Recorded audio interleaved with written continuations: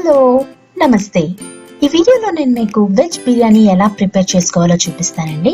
ఈ బిర్యానీకి కావాల్సిన అన్ని పదార్థాలు ముందే రెడీ చేసుకొని పెట్టుకుంటే మీకు ఈ బిర్యానీ ప్రిపరేషన్ చాలా త్వరగా అయిపోతుందండి.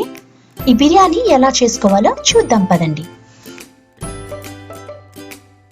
ముందుగా వాటర్ని బాయిల్ చేసుకొని అందులో మనం ఒక జాజికాయ, ఒక మరాఠీ మొగ్గ, 1 ఇంచ్ దాల్చిన చెక్క, 6 లవంగాలు, ఒక నల్ల యాలక్కాయ, ఒక అనాస పువ్వు, ఒక జాపత్రి, అలాగే 4 బిర్యానీ ఆకులు, 5 యాలక్కాయలు, 1 టేబుల్ స్పూన్ మిరియాలు, 2 పచ్చిమిర్చి, 1 టేబుల్ స్పూన్ నిమ్మరసం యాడ్ చేసుకోండి. ఇందులోనే 2 టేబుల్ స్పూన్ ఉప్పు, 1 టేబుల్ స్పూన్ అల్లం వెల్లుల్లి పేస్ట్, 1 టేబుల్ స్పూన్ ఆవు నెయ్యి, 1 tablespoon Shan biryani masala add చేసుకోండి. మీ దగ్గర బిర్యానీ మసాలా లేకపోతే ఈ స్టెప్ స్కిప్ చేయొచ్చు, ఏం పర్వాలేదు. ఈ వాటర్ బాయిల్ అయ్యేలోగా మనం వెజిటేబుల్స్ కుక్ చేసుకుందాం పదండి. ముందుగా ఒక పాన్ తీసుకొని అందులో 5 టేబుల్ స్పూన్ నూనె, 1 టేబుల్ స్పూన్ నెయ్యి యాడ్ చేసుకోండి. ఈ బిర్యానీ తయారు చేసుకోవడం కొంచెం పెద్ద ప్రాసెస్ అయినా టేస్ట్ మాత్రం చాలా బాగుంటుందండి.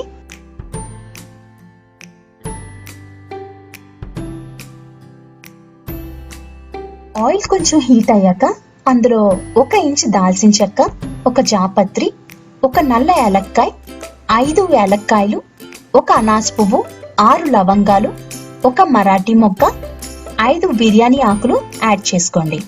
ఇప్పుడు ఒక పెద్ద ఉల్లిపాయని సన్నగా తరుక్కొని యాడ్ చేసుకొని బాగా ఫ్రై అవనివ్వండి.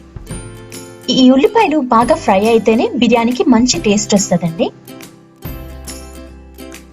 ఉల్లిపాయలు బాగా వేగిన తర్వాత 1 టేబుల్ స్పూన్ అల్లం వెల్లుల్లి పేస్ట్ వేసి బాగా ఫ్రై చేసుకోండి. అల్లం వెల్లుల్లి పేస్ట్ కొంచెం వేగిన తర్వాత 1/2 కప్ బంగాళదుంపలు, 1 cup cauliflower, 1/2 cup green beans, 1/2 cup carrots, 1 tablespoon garam masala, 1 tablespoon Kashmiri chilli powder, 1 tablespoon ఉప్పు, 1/2 టేబుల్ స్పూన్ ధనియాల పొడి, 1/2 టేబుల్ స్పూన్ కారం పొడి వేసుకొని ఒకసారి బాగా కలుపుకొని ఒక 5 నిమిషాలు ఫ్రై అవనివ్వండి. 1/2 కప్ బఠానీలు, 3 పచ్చిమిర్చి, ఒక చిన్న టొమాటో సన్నగా తరుక్కున్నది, 1/2 కప్ పెరుగు యాడ్ చేసుకోండి. మీరు వెజిటేబుల్స్ కొంచెం జ్యూసీగా ఉండాలి అనుకుంటే మాత్రం మీరు టొమాటోస్ యాడ్ చేసుకోండి. లేదు విడివిడిగా పొడిగా ఉండాలి అనుకుంటే మాత్రం మీరు టొమాటో స్కిప్ చేయండి, ఏం పర్వాలేదు. సో ఇప్పుడు ఈ వెజిటేబుల్స్ అన్ని ఒక 50% కుక్ అవనివ్వండి, పూర్తిగా కుక్ అవ్వకూడదు. సో 50% కుక్ అయితే సరిపోతుంది. వెజిటేబుల్స్ 50% కుక్ అయిన తర్వాత స్టవ్ ఆఫ్ చేసుకొని దాని మీద జీడిపప్పు వేసుకొని పక్కన పెట్టుకోండి. ఇప్పుడు ఇక్కడ వాటర్ బాయిల్ అయిపోయింది కదండి, ఇందులో మనం గంట సేపు నానబెట్టుకున్న 4 గ్లాసులు బాస్మతి రైస్ ని యాడ్ చేసుకుందాం.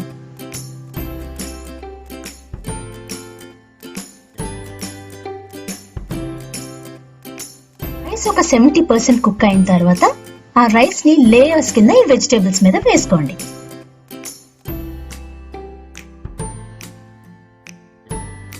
ఇలా రైస్ అంతా వేసుకున్న తర్వాత ఆ బిర్యానీ వాటర్ ఉంటది కదండి, ఆ ఎడ్జెస్ లో బిర్యానీ వాటర్ వేసుకోండి. సో దట్ సైడ్ ఉన్న రైస్ గట్టిగా అయిపోకుండా ఉంటది. పాలల్లో కలిపిన కుంకుమ పువ్వు, కొంచెం పుదీనా, కొత్తిమీర, అలాగే ఫ్రైడ్ ఆనియన్స్ కూడా వేసుకోండి. 2 పచ్చిమిర్చి, ఇది డెకరేషన్ పర్పస్ కి, మీకు వద్దనుకుంటే స్కిప్ చేయండి, ఏం పర్వాలేదు. ఇవి వాటర్ లో తడిపిన పేపర్ టవల్స్ అండి, ఇవి వేసుకుంటున్నాను ఎందుకంటే మీద ఉన్న రైస్ గట్టిగా అయిపోకుండా ఉంటది. ఇప్పుడు మనం అల్యూమినియం ఫాయిల్ తో సీల్ చేసుకొని లిడ్ క్లోజ్ చేసుకుందాం. మీ దగ్గర ఈ అల్యూమినియం ఫాయిల్ లేకపోతే ఏం పర్వాలేదు, స్కిప్ చేయొచ్చు. ఇప్పుడు ఈ ఎడ్జెస్ అన్ని టైట్ గా సీల్ చేసుకొని 5 నిమిషాలు హై ఫ్లేమ్ లోని, 10 నిమిషాలు మీడియం ఫ్లేమ్ లోని పెట్టుకొని కుక్ అవనివ్వండి.